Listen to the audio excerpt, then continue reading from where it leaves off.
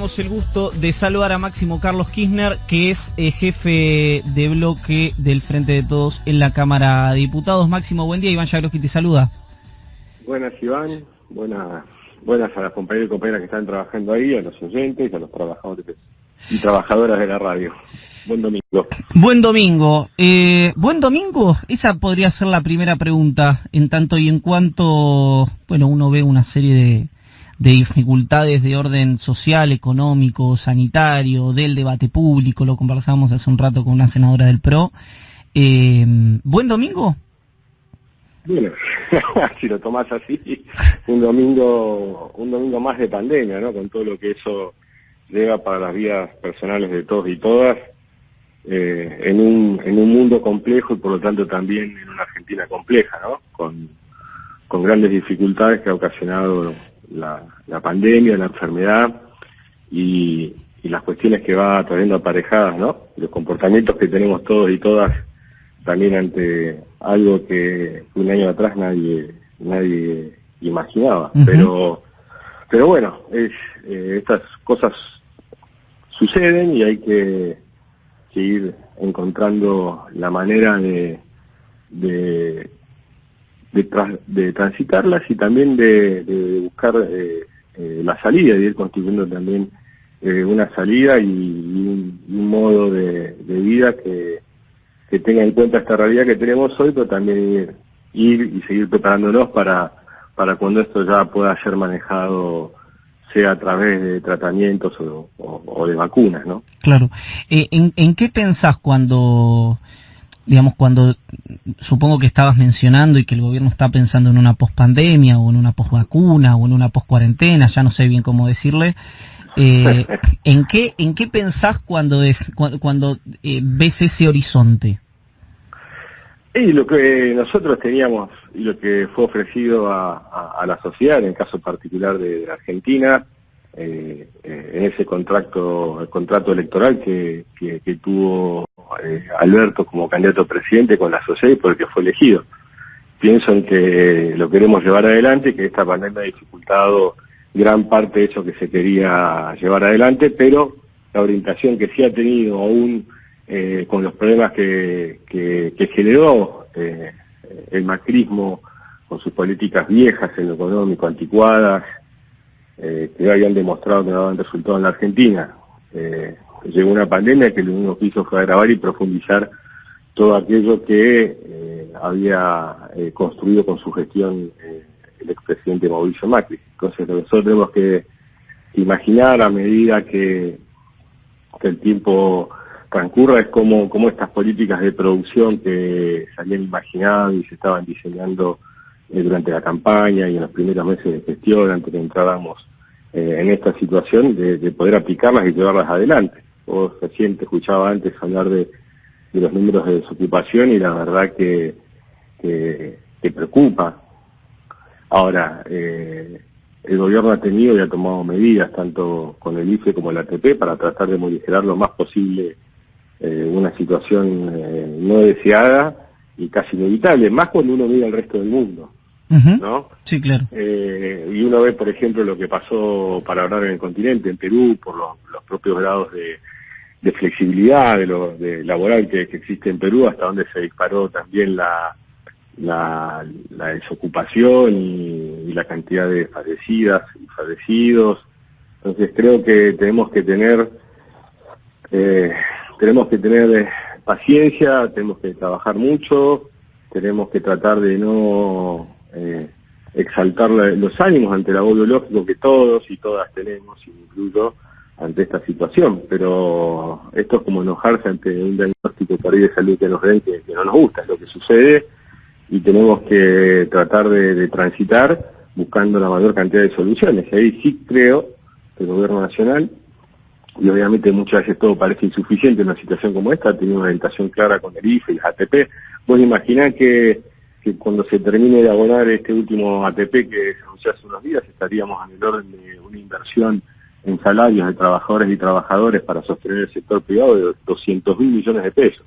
No cuento el IFE en esto, lo que supera largamente los 300 o 350.000 millones de pesos. Así que el esfuerzo que estamos haciendo todos los argentinos y todas las argentinas a través de las políticas que implementa el Estado es muy grande, aunque también sabemos por diferentes tipos de situaciones que nos vamos enterando en nuestro caso también por muchos compañeros y compañeras, diferentes representantes de la vida social y política argentina, parece todo insuficiente ante el tamaño y el daño causado en la economía por la pandemia y no por la cuarentena. Si no habría pandemia, no habría cuarentena. Ahora, Máximo, cuando uno, y esto es algo que lo conversamos al aire, siempre fuera de aire, con Nico, con Palo, también con otros compañeros del canal, con amigos, amigas, colegas, que es esta sensación que parece tener, como llamaba Jaime Durán Barba, el círculo rojo, que es que al gobierno o le falta musculatura o le falta como un énfasis de gestión o volumen político, no sé, cualquiera de estos elementos que uno nunca, cuando ve los números, vos lo mencionabas recién, comparados de caídas, etcétera, a nivel global, la cobertura de Argentina acolchonó, si se quiere, muchísimo esa caída, que era una caída, por supuesto, inevitable producto del virus.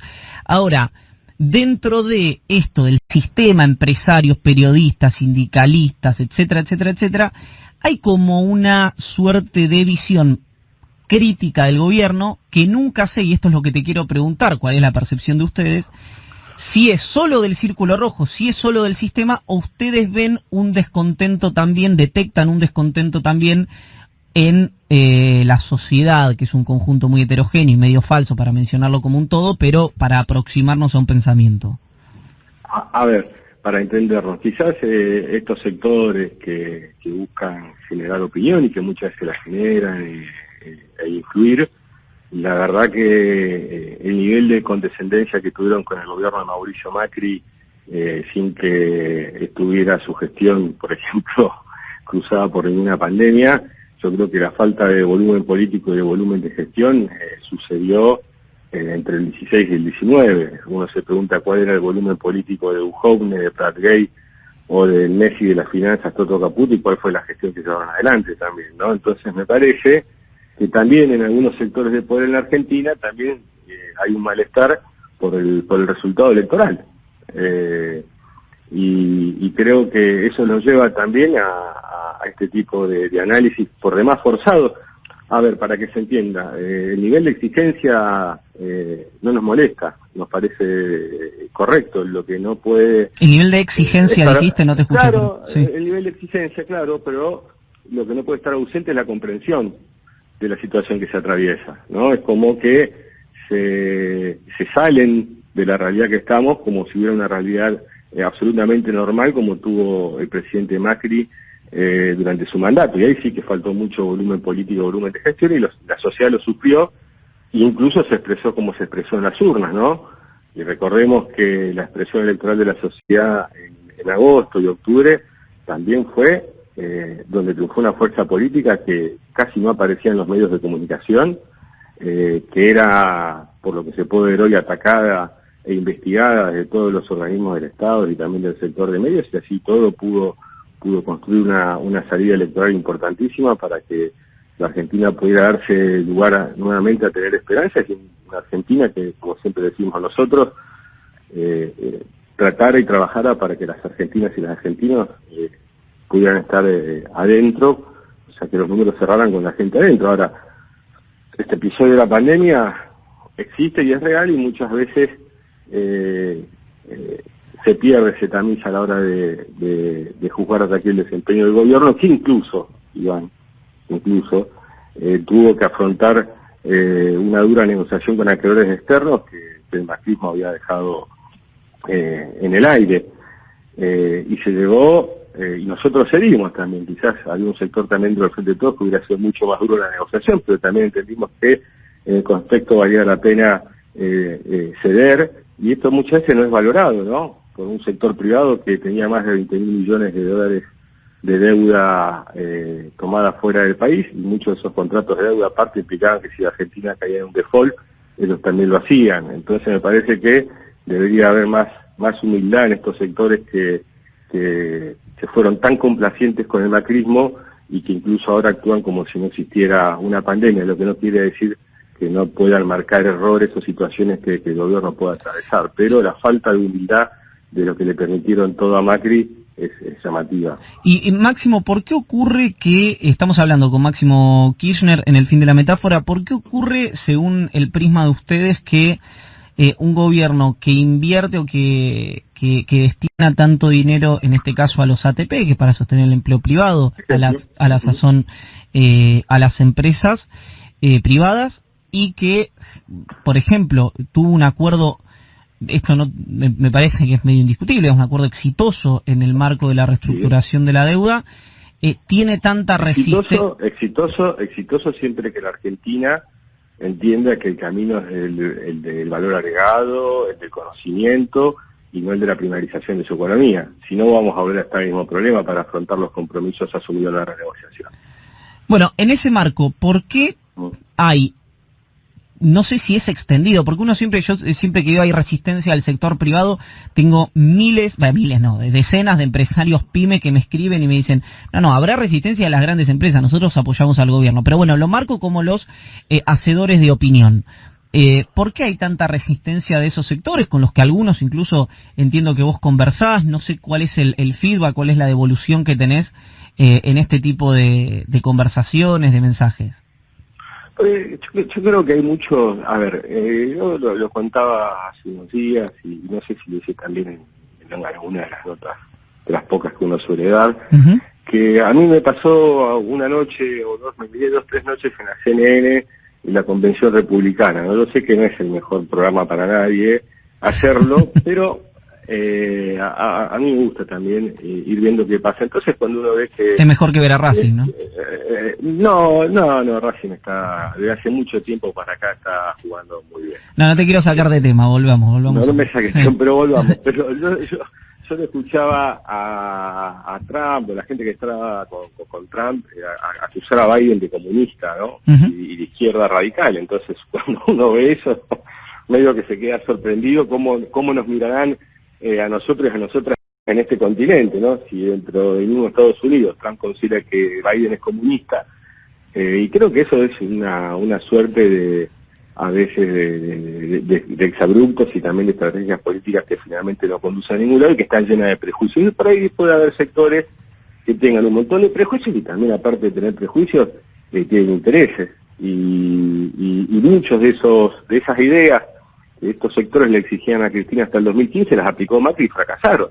Yo creo que les cuesta reconocer que fracasaron para el conjunto de la sociedad. Por ahí, para acá, estos actores importantes hubo grandes ganancias durante el máximo. Para algunos, no para todos, para algunos. Entonces creo que hay una cuestión también de ya de estar a veces una suerte de capricho sin explicación, porque hay que sentarse a la mesa y discutir. O sea, la Argentina, si no, es muy compleja su salida. Lo que hay que hacer es sentarse a la mesa y comprobar también que las ideas que se proponen o se propusieron, como te decía recién, las exigencias que tuvo el gobierno de la expresidenta hasta el 2015, muchas de esas ideas que se le proponían a la presidenta, Macri las llevó adelante y los resultados están a la vista. Entonces creo que hace falta más humildad y entender también que la Argentina necesita de todos y todas, de su sector público y de su sector privado. A ver, la mayoría de la sociedad ya reconoce la existencia de los mercados y este tipo de actores. Lo que hace falta es que este tipo de actores económicos, los mercados, reconozcan la existencia de la gente. En la Argentina hay 46 millones de personas. 46 millones de personas, de hombres y mujeres con sueños, anhelos, que hoy la están pasando muy mal, de comerciantes que han tenido que cerrar o están buscando la vuelta, producto, digamos, de la caída económica que produce la pandemia, de la desaparición de un sujeto económico en la vida argentina que es el turista, tanto externo como interno. Entonces hay que ver bien cómo nos organizamos y abandonar un poco los lugares comunes y los prejuicios para poder encontrar por lo menos una aproximación a una síntesis superadora, ¿no? Que nos aleje de las propuestas a veces extravagantes y aparte que ya fracasaron ayer nomás. No estoy hablando de un fracaso histórico, que aparte hay una línea histórica de fracaso respecto a esas ideas en Argentina, pero particularmente en los últimos 3 años. Si recordamos, el expresidente Macri justificó el endeudamiento externo argentino porque la lira turca se había movido un poco en alguna parte del mundo, y hoy parece olvidarse de ese tipo de situaciones cuando atravesamos una pandemia. Yo, por darte un ejemplo, y perdón si soy extenso, ¿no? Sino que ahora quiero hacerte una consulta respecto a la oposición, sí. Te escucho. No, que porque nos fuimos, no quería interrumpir la conversación, pero vos mencionabas al comienzo de la respuesta que estabas viendo en la convención republicana, como había algunos, no sé si el presidente, en realidad es interesante porque varios de la convención republicana tenían apellido Trump, ¿no? Esa es una particularidad muy linda que se dio, pero que le decían comunista a Biden, que evalúa como secretario del Tesoro a Larry Fink, por ejemplo, que nosotros lo conocemos bien por BlackRock. Pero acá en Argentina pasan cosas parecidas, no iguales, pero cuestiones por fuera de las adjetivaciones que de última, a mí no me gustan, pero entiendo que son parte de la religión. Pero el otro día escuchaba, por ejemplo, a el presidente de la Unión Cívica Radical, y lo digo esto a sabiendas por gente de Juntos por el Cambio, que con algunos dirigentes de Juntos por el Cambio ustedes tienen una convivencia muy desarrollada, una conversación muy desarrollada en la Cámara Baja, pero que Cornejo decía, hay que pasarle la cuenta, palabras más, palabras menos, de lo que pasa a los argentinos que votaron a Cristina Kirchner. ¿Cómo le llega eso? ¿Cómo lo interpretan ustedes? ¿Cómo se construye con ese tipo de declamaciones de algún sector de la oposición? Y después quiero preguntarte si para vos hay halcones y palomas en la oposición, cómo ven esa distribución. Pero primero por las declaraciones del diputado Cornejo, que además es presidente de la UCR, ¿verdad? Claro, bueno, el ex gobernador de Mendoza y el actual presidente de la Unión Cívica Radical, digamos que tuvo unas expresiones que creo que muchas veces buscan contener, pero en un momento afloran. Hace meses, digamos, atrás había propuesto que la provincia de Mendoza podía independizarse de la Argentina, o incluso cuando daba ejemplos respecto de la situación de la pandemia mundial, quería comparar a Argentina con Israel con datos totalmente equivocados, y más aún lo que está atravesando Israel en la actualidad, ¿no? Yo creo que muchas veces se habla, también de una manera que creo que es parte de lo que le pasa a la oposición, digamos que es una oposición que encuentra un sistema mediático complaciente que no la exige, y eso hace que en vez de mejorar empeore. Entonces, como no tiene un nivel de exigencia por parte ni de su electorado ni de quienes manejan en la mayoría de los medios de comunicación, terminan diciendo cualquier cosa. No tiene más mínimo reparo. Esto creo que la idea, ¿no?, de querer castigar a la gente por lo que elige, creo que habla más de quién las pronuncia. A mí la verdad que no creo que sea sano. También todo esto comenzó, ¿no?, cuando el expresidente sacó una carta ya poniendo en duda resultados electorales, como acaba de ser el senador Esteban Bullrich. Mira, nosotros atravesamos las elecciones del 2017 en la provincia de Buenos Aires. Esteban Bullrich, hombre de la ex gobernadora María Eugenia Vidal, que fue el candidato que primero perdió con Cristina en las PASO y después le ganó las generales, ¿no? Estas cosas que parecen increíbles, ¿no?, cuando uno ve, pero suceden y hay que respetarlas y hay que comprender que la gente se expresa de diferentes maneras. El primer resultado electoral de las PASO tuvimos que esperar 10 o 15 días para saberlo. Habían montado... Porque fue muy finito, ¿no? Un resultado muy finito, de 20.000 votos. Pero habían desatado un festejo como si hubieran ganado por 20 puntos. Y realmente el resultado había sido otro, y nosotros aceptamos el resultado y seguimos en un proceso de construcción.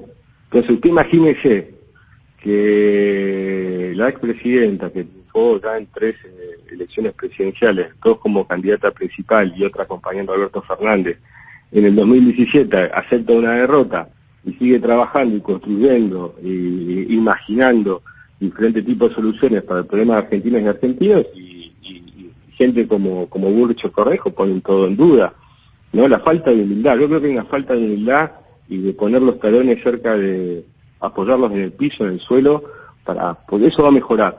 Lo que no quiere decir que tengamos que pensar igual y nada en ese sentido, sino que creo que faltan, uno no puede decir luz o oscuridad, ¿no? Como dijo el expresidente. Pero eso al margen... ¿Quién se pone aparte, no? Qué fácil es ponerse en el lugar de la luz y acusar a los demás de la oscuridad. Bueno, pero eso también 2 preguntas respecto a eso. La primera, ¿cuál creen que es la búsqueda de ese planteo, ¿no? Del uso oscuridad, creo que fue Elisa Carrió diciendo que Cristina está organizando saqueos para dar un autogolpe, y eso por un lado, pero por el otro, el gobierno nacional no podría elegir debatir con planteo de una manera, los Monzó, los Larreta, los Lustó, los Vidal, si es que ustedes detectan diferencias entre esos dos grupos, en lugar de con los Bullrich. Cuando hay diferencias reales y no poses, sucede lo que sucedió en el 2017. Por ejemplo, nosotros decidimos armar un sector que fue Unidad Ciudadana para ir a competir a elecciones. Vos lo que decís es que no detectás grandes diferencias entre... No, si las hubiera, Iván, esas diferencias se expresarían. Ellos creo que se manejan de una manera donde creen que pueden llevar a la sociedad a que interprete esto de este modo. Hasta aquí, digamos, obviamente el debate siempre es interesante. A mí yo incluso le he alcanzado en su momento un proyecto al diputado Ritondo como fue el de Plasma, después también sobre la cuestión presupuestaria de la provincia de Buenos Aires. Yo no hago política ni construido, digamos, desde el resentimiento, ese tipo de situaciones. Se ve muy bien cuáles son las ideas y los comportamientos de la oposición, pero creo que muchas veces se hacen juegos que no son buenos para el sistema democrático, ¿no? Esto mire, yo lo vi a Néstor perder las elecciones con De Narváez por 2 puntos, lo vi a Scioli reconocer inmediatamente una derrota cuando los primeros números del 2015 daban por 15 puntos y terminó por 1,5 puntos. Después el macrismo gobernó como si hubiera ganado por 20 puntos y era como si hubiera perdido la elección por 20.000 votos, dejarse la oposición. Entonces creo que vuelvo con eso, hay una falta de humildad y de poner todo en riesgo o siempre querer romper todo si no gano. Y no es así, digamos, hay que aceptar, la gente y la sociedad se expresa y después hay que gobernar y obviamente la oposición tiene su función lógica dentro de cualquier sistema democrático, pero creo que su comportamiento, luego de que se conocieran los niveles de aceptación y cómo había subido la imagen positiva del presidente Alberto Fernández por correctas medidas tomadas en tiempos correctos, fue empezar a tratar de limar lo que ellos consideran un escollo, ¿no? Que el presidente tenga una buena relación con su sociedad. Bueno, y entraron a actuar de esa manera. O sea, tenemos las declaraciones del presidente de la UCR o también del presidente del partido Rodríguez Larreta. A ver, la presidenta del partido de Rodríguez Larreta es Patricia Bullrich, y todos saben las declaraciones que ha hecho y hace meses, respecto a la figura del presidente y diferentes integrantes del Frente de Todos. Entonces creo que si los presidentes de los 2 espacios políticos más importantes, y el tercero obviamente que es la coalición cívica que integran el macrismo, digamos, tienen ese tipo de expresiones, después obviamente quizás por los asesoramientos en comunicación que reciben de plantear discursos como no queremos ayudar, pero después uno no ve que eso se exprese, es un problema. Bueno, pero ¿no? ahí es donde yo planteo una diferencia o una propuesta para ver si esto es efectivamente así o si depende también de el fluir de la opinión pública. ¿Qué quiero decir? Cuando Alberto Fernández medía, no sé, llegó a medir 85 puntos al comienzo de la gestión de la pandemia, Horacio Rodríguez Larreta estuvo sentado con él en esa famosa foto que también fue el hecho político del año de la cuarentena. Había intendentes muy cercanos al gobernador y también al presidente. Ustedes debían conversar también con muchos de ellos. Incluso diría que en el motín policial que rodeó la Quinta de Olivos y la gobernación también se hicieron presentes algunos intendentes, algunos dirigentes del espacio opositor. Entonces mi pregunta ahí es que existe ese grupo, pero no se puede imponer porque en Argentina, y es un fenómeno global, ahora en instante vamos a hablar con Íñigo Errejón, también es algo que está pasando en España, el que más grita o el que dice las cuestiones más bizarras es el que se impone, pero ese grupo efectivamente existe, o por lo que vos decís, interpreto, y te pido que me aclares si estoy interpretando mal, es por la galería y finalmente el proyecto de país o el objetivo último es uno. Mira, yo no soy un sommelier de la oposición, por decirlo de alguna manera. Okay. Sí, creo que, por ejemplo, te voy a dar un ejemplo claro para que podamos, por lo menos, tratar de comparar comportamientos. A ver. Si uno recuerda las elecciones del año pasado, ¿no? Mauricio Macri organiza una conferencia de prensa, una conferencia donde anuncia el viernes antes del domingo electoral que ganaba o perdía por 1 o 2 puntos, ¿no? Y esto lleva a una suba de acciones en el mercado y diferentes situaciones. ¿Qué sucede luego de eso?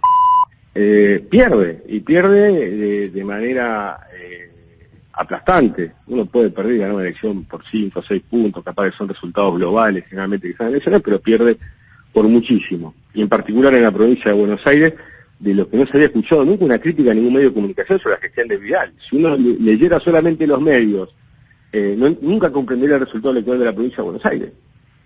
Entonces lo que termina... ¿Por qué? A ver, ¿por qué eso? Es porque nadie puede negar que la exgobernadora fue muy, pero muy bien tratada por cuanto medio de comunicación estuviera dando vuelta en Argentina. O sea, vos lo que decís, porque esto vuelve al comienzo del reportaje, que sí. Si uno se guiara o se hubiera guiado por el tratamiento de los medios de comunicación a la gestión de María Eugenia Vidal, tendría que haber arrasado, o por lo menos tendría que haber ganado. Además, con una figura muy maltratada, es cierto que tenía enfrente, históricamente fue Kicillof, y esto no sé si ibas ahí o no, pero te lo pregunto. ¿Crees que puede estar pasando algo similar ahora? No, yo lo que quiero expresar ahí, y después te respondo la pregunta que hiciste, es que Macri, cuando pierde el lunes, da una conferencia de prensa desastrosa, que hunde a la Argentina en un maremoto económico. Vos imaginate que las reservas argentinas al 9 de agosto del 2019 eran 66.000 millones de dólares, habían llegado a ser 77.000 en el último préstamo que le había dado el Fondo Monetario al expresidente, y el 26 de octubre eran de 43.000. O sea, en el proceso electoral argentino, después de las mentiras de Macri ese viernes 9 de agosto, después del enojo de alguien que nunca está acostumbrado a perder, sino que se acostumbró y tiene el rostro de los que ganan siempre, pierde y hunde a la Argentina en una sangría económica que le impacta en 23.000 millones de dólares a las reservas argentinas. ¿Y qué hace el Frente de Todos? Mientras Macri aparte se decide hacer campaña por todo el país de manera irresponsable en vez de ponerse a gobernar. Levanta la velocidad que traía, sacrifica puntos de ventaja electoral en pos de que la Argentina no termine de hundirse. La generosidad del actual presidente para con el ex fue total. Macri lo llamaba y Alberto lo atendía, incluso Alberto en su momento expresó cuál era el valor del dólar que debía tener en ese momento la Argentina para llevar tranquilidad.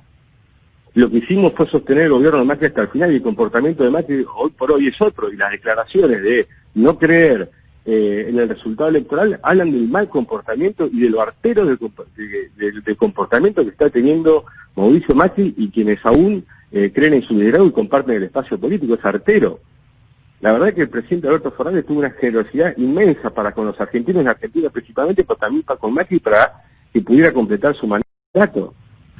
Y lo que están haciendo hoy, más allá de que no posean la fuerza suficiente para poder llevar adelante sus ideas, es constantemente tratar de limar el sistema democrático y lo que ha elegido la gente. Las expresiones del ex gobernador de Mendoza fueron claras, casi de querer castigar a la gente, y hay más declaraciones, uno podría...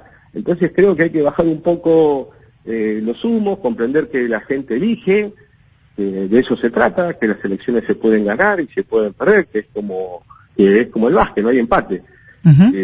Entonces creo que pasa por ese sentido. Ahora, si vos me decís si está pasando lo mismo en una disociación de lo que se dice en los medios y de lo que vive la gente, y sí, en muchos lugares puede pasar, incluso creo que no porque no haya situaciones malas que esté viviendo nuestra sociedad.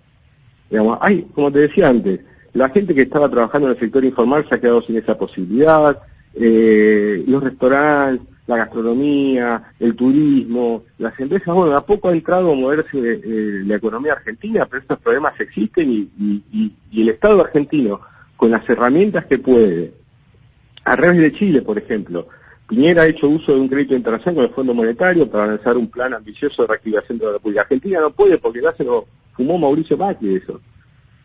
No lo puede hacer. Entonces, con los restos de lo que dejó Macri y con la voluntad que tienen todos los argentinos y las argentinas, estamos tratando de sacar el país adelante, digamos. Y Ahora, gracias a Dios que la Argentina es un pueblo voluntarioso y que va a salir adelante, que más allá de esa cuestión que quieren poner de los argentinos, argentinas, si quieren ir del país, los argentinos y las argentinas se van a quedar en su país, lo van a sacar adelante, lo vamos a poner de pie y vamos a tratar de todo de construir un futuro mejor. Es muy fácil toda esta gente que ahora aparece haciendo publicidad de que se quiere ir a tal país o X país. Yo me recuerdo cuando Néstor asumió la presidencia, la cantidad de argentinos y argentinas que empezaron a volver, cuando, por ejemplo, científicas y científicos, cuando se entró a hacer la inversión que había que hacer en el CONICET. Entonces, hay gente que está tratando de quebrar también la esperanza y la voluntad de la gente en un momento de agobio, opresivo, porque no podemos ver a los seres queridos, porque que a quienes les fallece un familiar o un amigo no se pueden despedir, se olvidan del trabajo que hacen enfermeras, enfermeros, médicos y médicas, y no solo luchan por salvar vidas en todos los hospitales de la Argentina, sino que hasta tienen que sostener los celulares para que con las llamadas, las videollamadas puedan ver a sus familiares mientras están internados, para tener quizás una última imagen en vida de ellos o de ellas. Entonces nos estamos olvidando un montón de cosas. Por eso creo que hay que dejar de lado sinceramente siempre las miserabilidades y las mezquindades que uno está viendo y dar un paso y comprender que la sociedad se expresó electoralmente y que ahora hay que gobernar y sacar la Argentina adelante en un mundo por demás complejo. No es que el gobierno está en una situación compleja, el mundo está en una situación compleja. Se ve algo, y en su momento, y esto me hago eco de lo que han dicho muchos críticos del kirchnerismo, que hoy está, ¿cómo decirlo? Digamos, vos decías recién que en el Frente de Todos había algunos que pretendían por ahí negociar de una manera más dura con los acreedores. Yo podría decir que algunos que en general son bastante carnívoros hoy están... me encuentro. Sí, que están bastante herbívoros, ¿no? Narrados. Bueno, un caso, digo, no iba acá, pero se me acaba de cruzar. De vos se han dicho muchísimas cosas en su momento respecto a tus condiciones personales, políticas, y ahora también los mismos, no sé si comunicadores, periodistas, medios de comunicación, te narran de una manera completamente distinta. Estas diferencias que hay incluso no evitan que el partido que propone el diálogo, insisto, por lo menos ante la opinión pública, ante lo que registramos nosotros, el consenso, tender puentes, quien tiene como la hegemonía de esa palabra es Juntos por el Cambio, que es el mismo espacio que ha mencionado la cantidad de cuestiones que vos recordabas recién. Entonces, ¿cómo se sale de ese atolladero si es que el Frente de Todos quiere salir de ese atolladero? Porque a lo mejor no quiere, digamos, una estrategia política no quiere hacia ahí. ¿Cuál es la visión de ustedes respecto a esto? Prioridades. La primera prioridad tiene que ser devolver a los argentinos y a las argentinas la esperanza, y eso se hace fomentando el trabajo, la producción, la ciencia y la tecnología. Yo sé que muchas veces parece un latido, pero aparte nosotros tenemos la autoridad política porque lo hemos hecho cuando fuimos gobiernos hasta el 2015. Eso en primer lugar. Segundo, con toda la paciencia e insistiendo, digamos. Yo también te quiero decir, Iván, que para mí el diálogo no es un fin en sí mismo, es un instrumento y una herramienta muy necesaria que tenemos que siempre utilizar, pero no se puede transformar en un fin en sí mismo. Es como los acuerdos, si el acuerdo político que se obtiene debilita el objetivo que se busca y su no concreción, el acuerdo es más una cuestión de corporación política que deja fuera a la gente.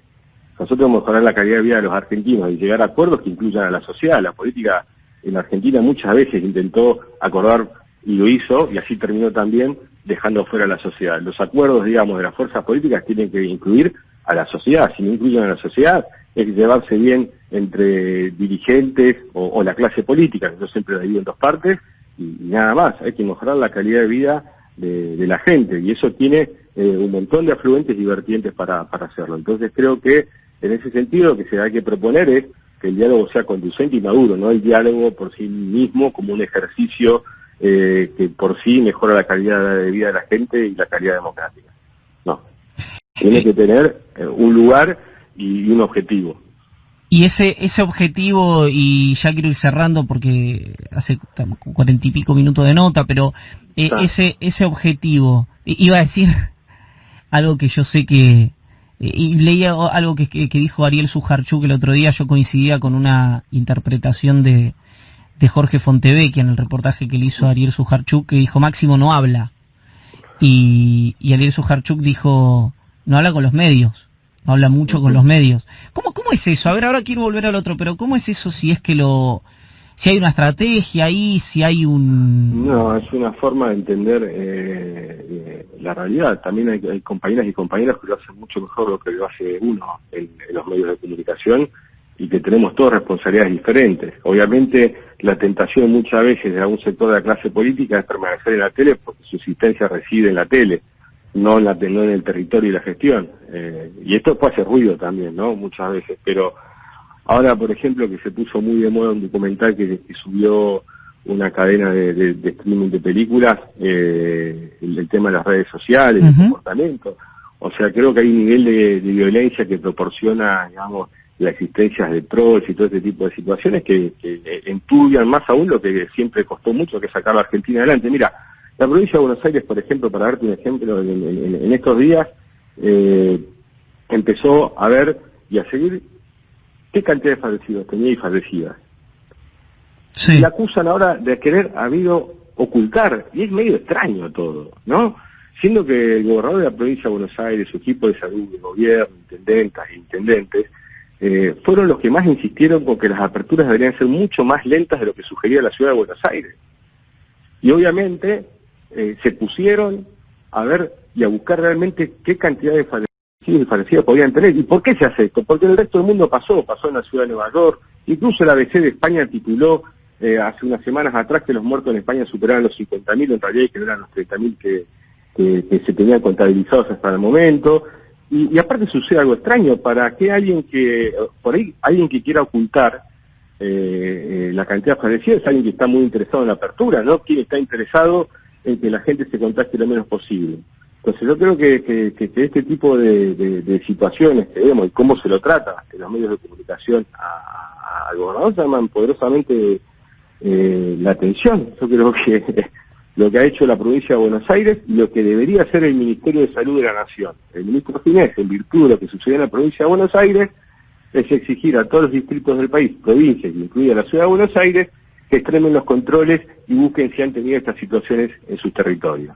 Esto es lo que hay que hacer, porque tenemos que contar con la mayor información real en tiempo posible o online para poder tomar las mejores decisiones posibles. Esto es fundamental, por eso creo que muchas veces, eso que vos decís con los medios de comunicación, por ahí uno siente esa distancia. Y creo que también todos tenemos responsabilidades y tareas en esto, y creo que hay un montón de gente que lo hace más que correctamente cuando le toca tener que informar a la gente de cómo va el gobierno, que aparte si uno mirara solamente los medios masivos de comunicación, es muy difícil que se entere que existe la hora 12, diferentes políticas de gobierno que se están implementando, la cantidad de casas de propiedad que quedaron sin entregar, que ahora el presidente Alberto Fernández ha comenzado a entregar, que provenían desde el 2015, bueno, todo tipo de situaciones que muchas veces si uno se guiara solamente por lo que publica el mainstream mediático no tendría la menor idea de lo que está pasando. Bueno, igual esos medios te están tratando mejor, ¿no? Digamos, pasaron de decir que jugabas a la Play a que eso es una suerte de Mitterrand, los mismos, los mismos medios.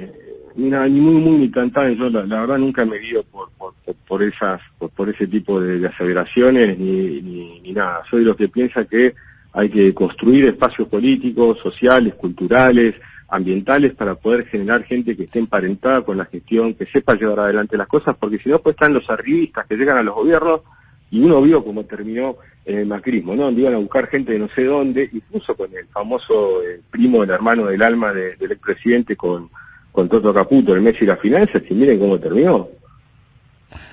Todo lo penal afuera pateó este Messi. Sí.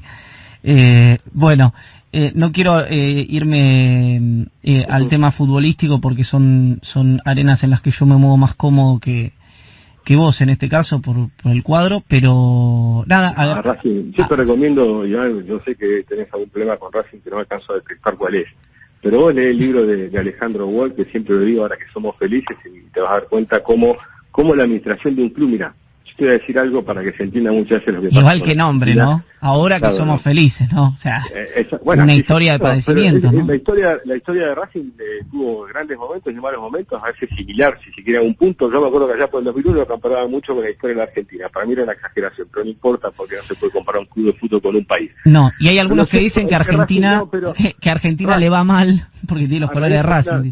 Cuando Racing pudo empezar a solucionar sus urgencias externas, sus deudas, y pudo ser administrado de mejor manera con el actual presidente, Sí. bueno, imagínate que Lautaro Martínez, el que hoy Sí, el goleador. tiene mucho éxito en el Inter de Milán y creo que ayer hizo un gol, tuvo una oferta cuando ni siquiera creo que tenía un partido, uno había debutado en primera Racing por 8 millones o 9 millones de dólares del exterior, no sé si era entrar al Madrid, ante el sub-20. Y Racing decidió no venderlo. ¿Y por qué pudo no venderlo? Porque el club no tenía urgencia, si pudo esperarlo. Y la gente, aparte de disfrutarlo, el socio y la socia de Racing, el hincha, del fútbol en general, tomó mucho más valor. Entonces Racing pudo finalmente venderlo en un precio mucho más alto porque sus urgencias no eran. Bueno, esto también pasa en la administración del país. O sea, cuando un país vive con la soga al cuello, que es el lugar donde lo puso Macri, donde nosotros lo queríamos sacar, que es el desendeudamiento, empieza a defender sus intereses de manera menos correcta, por las necesidades que tiene, ya sea de conseguir financiamiento externo o divisa extranjera. Por eso habíamos elegido y seguimos eligiendo aparte el camino del desendeudamiento. Hay que sacarle la soga del cuello a Argentina para que Argentina pueda poner en valor no solo el talento de su gente, sino también los recursos naturales que posee y sacar de ellos el máximo provecho dándoles valor agregado. Que es muchas veces lo que no puede hacer, porque la presión externa de los colosos globales es llevarse todo en estado primario y producirlo en otros lugares. Bueno, vale el ejemplo de un jugador de fútbol para explicar qué pasa cuando un club puede estar bien o mal administrado. Nada más. Máximo, gracias por el tiempo, de veras. No, por favor y que tengan el mejor domingo posible están escuchando y a ustedes también. Y dejar de criticar a Lucio, lo que haces siempre todos los domingos.